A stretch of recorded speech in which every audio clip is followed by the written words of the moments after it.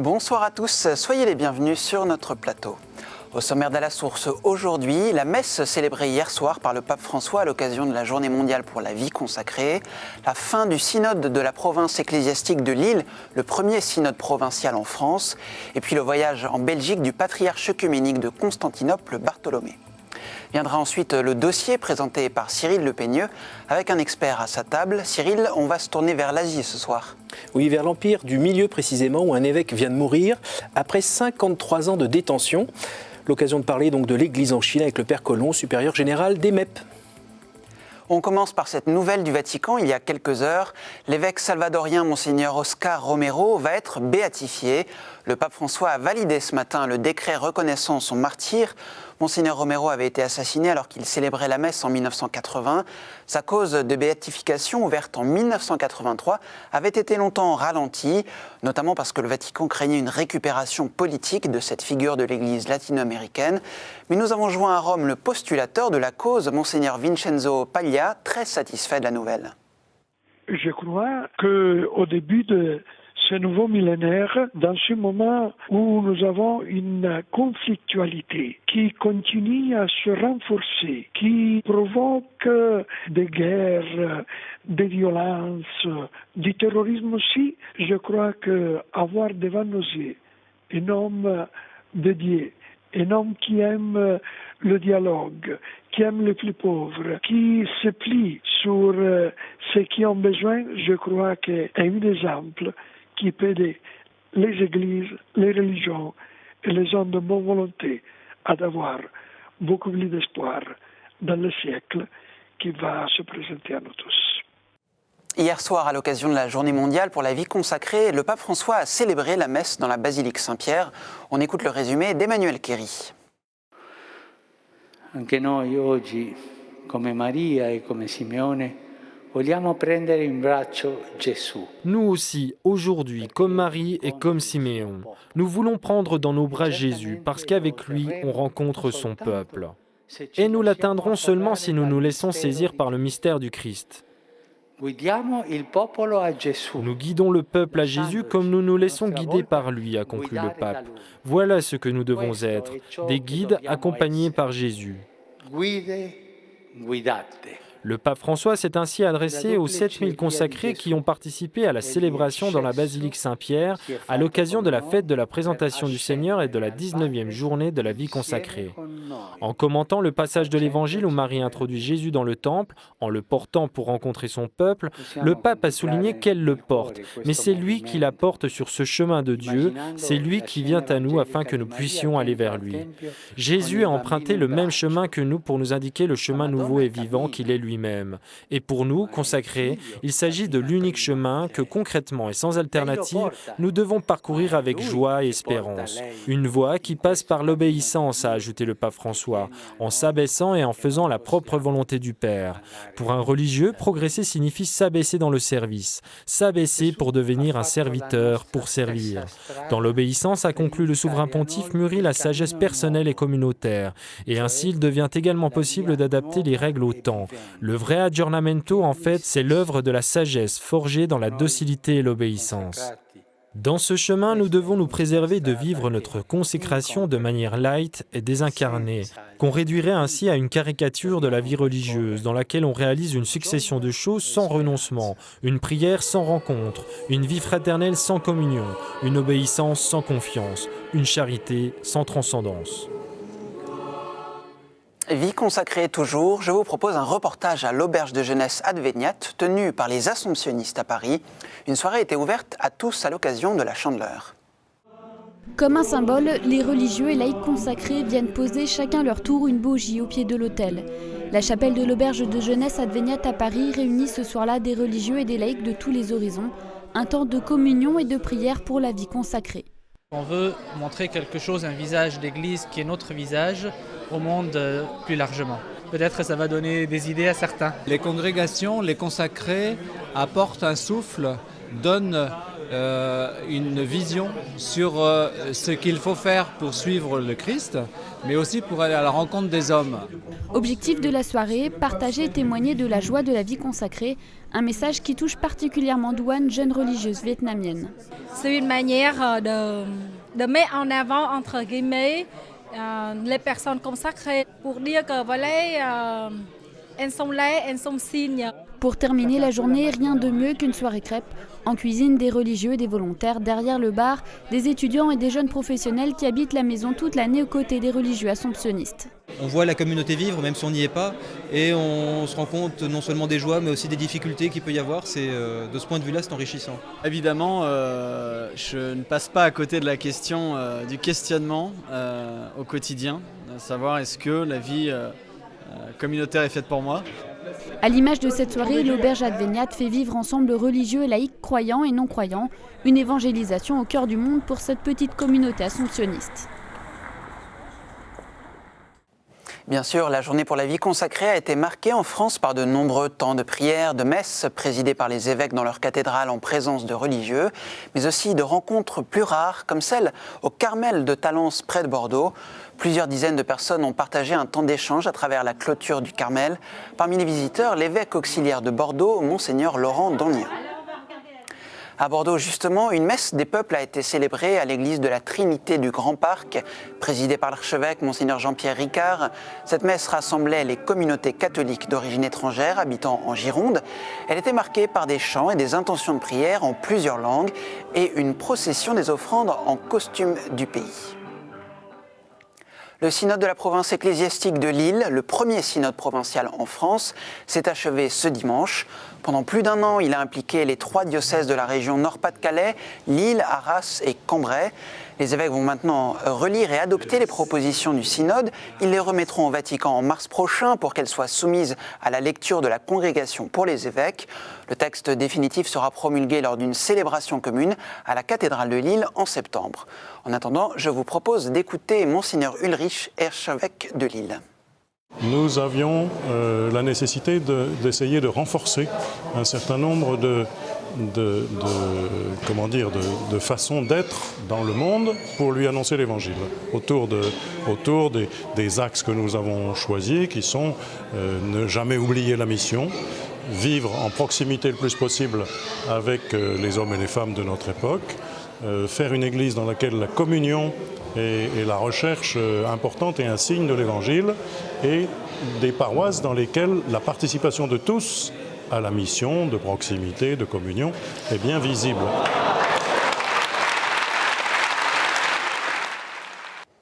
Autre temps fort de la vie de l'Église ce week-end à Grenoble, la 2e édition d'Ecclesia Campus, un grand rassemblement d'étudiants venus de toute la France. Les 2500 participants ont enchaîné temps de prière, de partage et de fête autour du thème de la confiance. Nous avons recueilli des témoignages de participants, mais aussi celui de l'évêque de Grenoble, Monseigneur de Kérimel.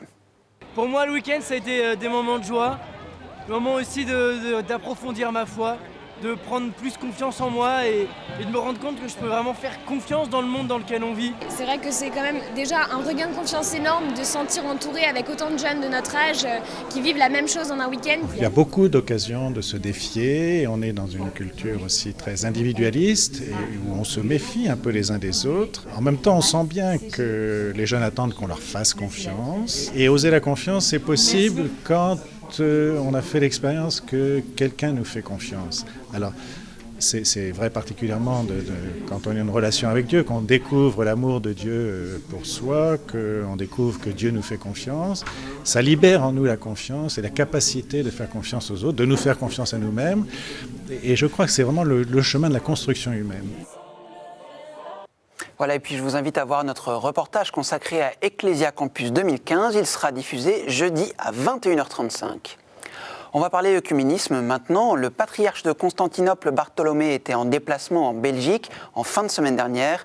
Notre reporter Florent de Brito l'a suivi à Bruxelles. Bartholomée Ier de Constantinople à la rencontre des prélats catholiques belges. Lui, ce grand partisan d'un dialogue entre confessions, l'Église catholique du royaume a souhaité avec cette visite réaffirmer les liens qu'elle tisse avec les nombreuses communautés orthodoxes du pays. On essaie de les aider. C'est surtout deux choses. Une église digne de leur liturgie et où célébrer le dimanche l'Eucharistie. Et de l'autre côté, une demande de salles de réunion où réunir leur communauté et donner aussi, par exemple, la catéchèse aux enfants. Bartholomé Ier a de son côté longuement évoqué le sort des minorités chrétiennes au Moyen-Orient, notamment ceux qui ont fui la Syrie. Le patriarche vert, comme on le surnomme de par ses prises de position écologistes, a aussi été fidèle à sa réputation en ayant un mot sur l'environnement. Nous avons demandé à nos fidèles de respecter la création de Dieu et laisser à nos enfants et à nos grands-enfants une planète propre. En parallèle de cette visite, le patriarche a aussi confirmé la tenue d'un grand concile en 2016 qui réunira les 14 églises orthodoxes, toujours dans un souci de dialogue. Et puis voici un extrait du discours prononcé vendredi par le patriarche. We would like first of all to remind you that the basis of our conversations and exchanges as sister churches of the West and the East is both scriptural and vital. It is scriptural because it is our response to Christ's prayer and commandment for unity. And it is, second, vital, inasmuch as it is our responsibility to affirm our wholehearted commitment and solidarity as Christian churches, to witness together to the gospel message of salvation and healing for the least of our brothers and sisters, namely the poor, the oppressed, the forgotten in God's world. Et puis le Vatican a publié la liste des délégués des conférences épiscopales pour le synode sur la famille d'octobre prochain. Pour la France, il s'agit de Monseigneur Pontier, archevêque de Marseille et président de la Conférence des évêques de France, de Monseigneur Brunin, évêque du Havre, de Monseigneur Jean-Paul Jamme, évêque de Nantes. En outre, 2 évêques ont été élus au titre de substitut, l'évêque d'Ajaccio, Monseigneur de Germay, et l'évêque auxiliaire de Reims, Monseigneur Feuillet. Nous avons contacté par téléphone Monseigneur Brunin et il nous confie ses sentiments. Mon sentiment, c'est un peu un sentiment de satisfaction de pouvoir participer à une démarche initiée par le pape François et qui a vraiment une originalité, une singularité intéressante. Enfin, cette démarche synodale à laquelle il veut associer non seulement les conférences épiscopales, mais aussi l'ensemble du peuple de Dieu. Il y a un certain nombre de questions que nous allons travailler. Donc, c'est vraiment, enfin, c'est ce principe de la délégation. Nous n'allons pas parler en notre nom personnel, mais nous sommes porteurs de la réflexion de nos églises locales. Il y aura une synthèse qui va s'élaborer pour le mois de mars, et aussi de la réflexion de l'ensemble de la conférence des évêques. Un peu de culture à présent. Le festival de la bande dessinée chrétienne a pris fin dimanche à Angoulême. Le 29e prix international de la BD chrétienne a été remis à l'église Saint-Martial. Les récipiendaires étaient déjà connus, Brunor pour le scénario et Dufaux pour les illustrations. Ils sont les auteurs de la BD consacrée au père Daniel Brottier, figure historique de la Fondation des Apprentis d'Auteuil. Il fut aussi aumônier militaire durant la Grande Guerre. Le titre « Remuer ciel et terre » aux éditions MAM. Direction Rome maintenant, où l'on retrouve notre confrère de l'agence Immédia.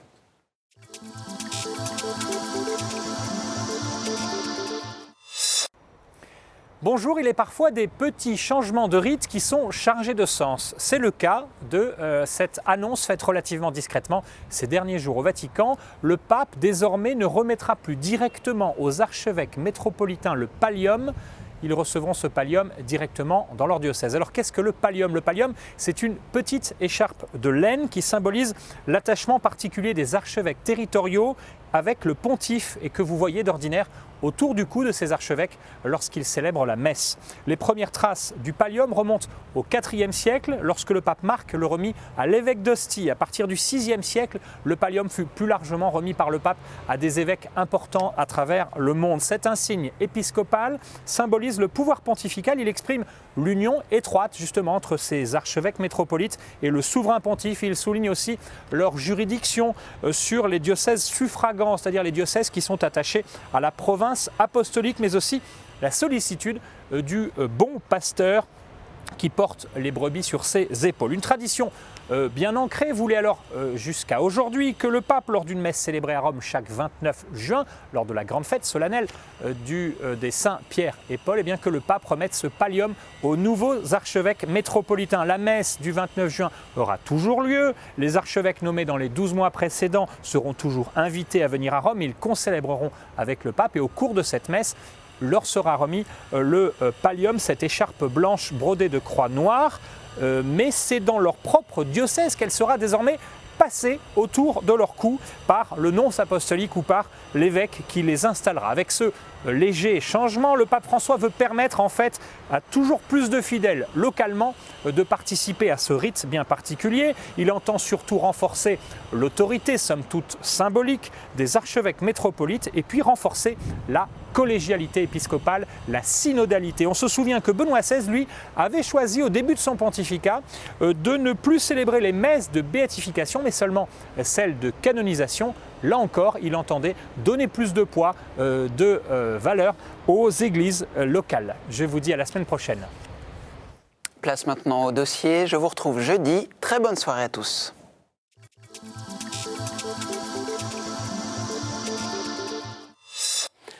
Détenu au secret depuis 2001, Monseigneur Che Hengxiang, évêque de la province du Hebei, serait mort à l'âge de 92 ans sans avoir recouvré la liberté. Cette figure de l'église clandestine aura passé un total de 53 ans en prison et en camp de rééducation. Pour parler de l'église en Chine, je suis heureux de recevoir le Père Collomb, supérieur général des missions étrangères de Paris. Bonsoir Père. Merci pour votre présence. Merci pour votre accueil. Alors tout d'abord Père, que représentait cette figure de l'église en Chine ?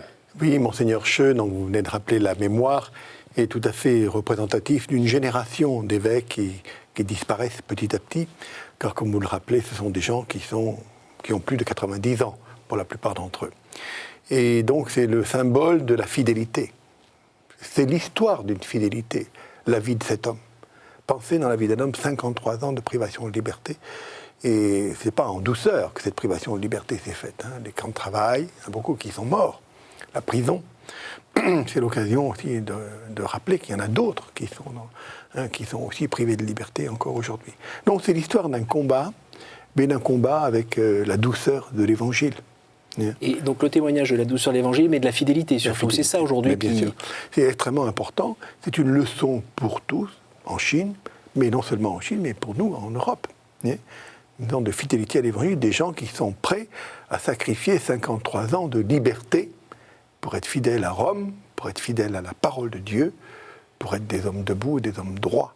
Je crois que c'est une belle leçon pour nous tous. Alors quelle relève pour après cette génération Oui, alors si vous voulez, bien après cette génération, donc Monseigneur Che a été ordonné donc, après la guerre, et donc dès que la prise de pouvoir par les communistes, il a eu des ennuis, ce qui fait qu'il n'a pas fait 53 ans d'affilée en prison, il a été libéré de temps en temps. Et la relève se trouve parmi les jeunes. Le problème, si vous voulez, aujourd'hui, avec nos frères chrétiens de Chine, c'est que le pape Benoît l'a rappelé dans sa lettre de 2007, une très belle lettre, en disant que l'Église n'avait pas vocation à être cachée, mais que quand c'était nécessaire, eh bien, elle l'était. Mais la vocation normale de l'Église, c'est de vivre au grand jour. L'Église ne recherche rien d'autre, y compris en Chine, qu'à vivre dans une société apaisée et dans l'harmonie et en coopérant avec les autorités locales. Alors, quel fruit depuis cette lettre de 2007 ? Le fruit de cette lettre, c'est la clarté. Le pape François a été très clair. Il a dit, par exemple, il y a des institutions qui actuellement n'ont pas à s'occuper de la vie de l'Église. Tout le monde a compris qu'il s'agissait d'associations patriotiques, en l'occurrence, ou qu'ils le font maladroitement, le Bureau des affaires religieuses. Par ailleurs, il a appelé les chrétiens de Chine à faire tous les efforts, et la prière, et à prendre tous les efforts pour vivre la communion, pour se réconcilier. Parce que l'Église de Chine, malheureusement, est une Église qui ne vit pas la communion parfaite. Ce n'est pas de sa faute. Les chrétiens de Chine ne sont pas moins bons ou plus mauvais que d'autres. Et ils vivent dans un contexte politique qui fait que, malheureusement, l'Église ne peut pas s'exprimer au grand jour, sa fidélité à Rome, exprimer au grand jour ce qui tient l'enseignement de l'Église, par exemple la doctrine sociale de l'Église, l'enseignement moral de l'Église. tout ça est en contradiction avec certaines lois en Chine, et donc les chrétiens n'ont pas la liberté de vivre leur foi d'une manière parfaite. Alors il y a toujours le point noir, la nomination des évêques. Pourquoi ils font une fixette là-dessus Eh bien, si vous voulez, les Chinois considèrent, les autorités chinoises considèrent que l'Église de Chine doit être indépendante. Vous savez, c'est le fameux principe des 3 autonomies. Autonomie de doctrine, donc à l'origine, dans les années 50, on a mis dehors tous les missionnaires à cause de cela. Autonomie financière, c'est de moins en moins vrai aujourd'hui, mais enfin c'est un principe qui était posé, que l'Église de Chine ne devait pas recevoir d'aide financière de l'étranger. Et autonomie gouvernementale, n'était pas à une puissance étrangère, entre guillemets, le pape, de nommer les évêques. Voilà. Donc évidemment, c'est en contradiction avec la tradition catholique. Chez nous, c'est la tradition, c'est le pape qui nomme les évêques, c'est un gage de liberté. Imaginez un gouvernement en Europe, imaginez en France que ce soit notre ministre de l'Intérieur qui nomme les évêques. Ça créerait inévitablement des conflits. Quelles que soient d'ailleurs les qualités du ministre de l'Intérieur par ailleurs. Là n'est pas la question. On voit bien que ça aussi, ça participe d'un blocage entre le gouvernement et ces chrétiens, ces catholiques notamment, qui finalement pourraient apporter leur pierre à l'édifice dans la construction de la Chine. Mais bien sûr, les catholiques d'une manière générale, au plan local, les communautés catholiques sont des communautés qui sont appréciées pour leur civisme, appréciées pour leur douceur. Lorsque on voit ce qui se passe en Chine, comme ça un petit peu l'évolution de la société chinoise, le monde chrétien est un monde paisible. Tout à fait. Alors on parlait du pape Benoît XVI tout à l'heure. Le pape François, là, à chaque fois qu'il survole le pays, fait allusion à la possibilité peut-être d'avoir d'autres relations avec la Chine. Disons même que la Chine est bien au courant qu'il est prêt à venir si on l'invite. Quelles sont les relations entre le Saint-Siège et le Vatican aujourd'hui entre le Saint-Siège et la Chine aujourd'hui? Oui. Donc si vous voulez, aujourd'hui, nous avons là, votre question tombe bien, nous avons récemment, depuis quelques jours, 2 déclarations qui sont contradictoires. L'une, mais qui ne sont pas du même niveau.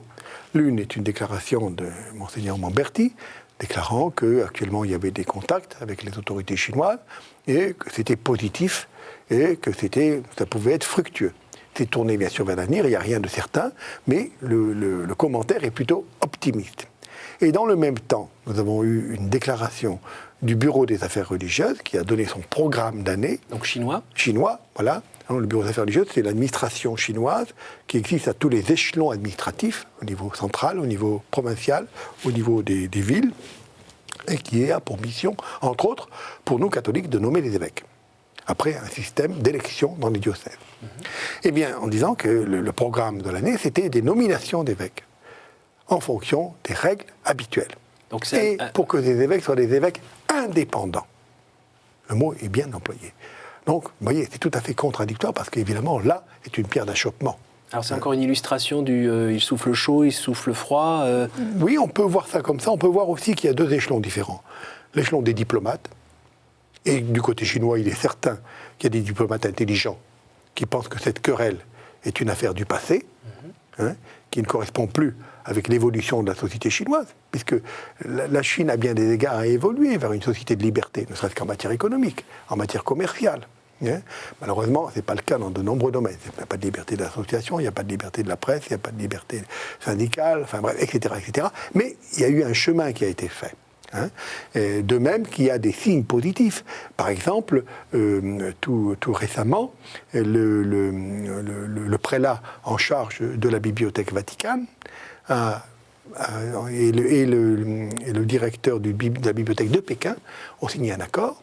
Et des documents de la dynastie des Qing, qui sont à la Bibliothèque Vaticane, et qui sont nombreux, il y en a à peu près 1200, vont être prêtés et vont être exposés en 2016-2017 dans des grandes villes chinoises. Donc ça fait partie de la diplomatie vaticane, de rapprochement, de réchauffement, par petits pas. Comme le président Nixon avait adopté la diplomatie du ping-pong, et bien là, c'est une autre diplomatie pour se rapprocher un petit peu. Donc il y a des signes positifs, et en même temps, il y a cette espèce d'archaïsme du Bureau des Affaires religieuses, des fonctionnaires qui voient que leur fonds de commerce va leur échapper. Dernière question, réponse très brève s'il vous plaît. Quel est votre soutien aux communautés locales et à l'évangélisation en Chine dans ce nouveau cadre ? Eh bien, dans ce cadre qui n'est pas si nouveau que ça, puisqu'il se maintient un petit peu avec beaucoup d'ambiguïté, beaucoup de confusion, avec des communautés qui sont reconnues, d'autres qui ne le sont pas. Mais le cadre est simple. Nous travaillons pour l'Église catholique. On ne travaille pas pour un parti, on ne travaille pas pour un groupuscule. Donc nous travaillons pour que l'Église puisse vivre sa mission. Nous avons notre part, modeste, nous avons notre part dans cette mission de l'Église. Alors, mission de formation, mission d'accompagnement spirituel, mission d'aide pour que l'Église en Chine puisse vivre aussi la catholicité, mission de réconciliation avec nos petits moyens, faire en sorte que dans un même diocèse, lorsqu'il y a des communautés qui ne sont pas reconnues par le gouvernement et d'autres qui le sont, ces communautés-là puissent se rencontrer, puissent échanger. C'est un travail de longue haleine. C'est le travail, je pense, aussi des missionnaires, d'être au service de l'Église locale et en même temps de l'Église universelle. Merci Père pour cet éclairage. Merci, cher Vous pourrez revoir ce programme sur ktotv.com. Merci à tous pour votre fidélité et nous pourrons nous revoir jeudi prochain avec toute l'équipe. Merci beaucoup. Merci Père.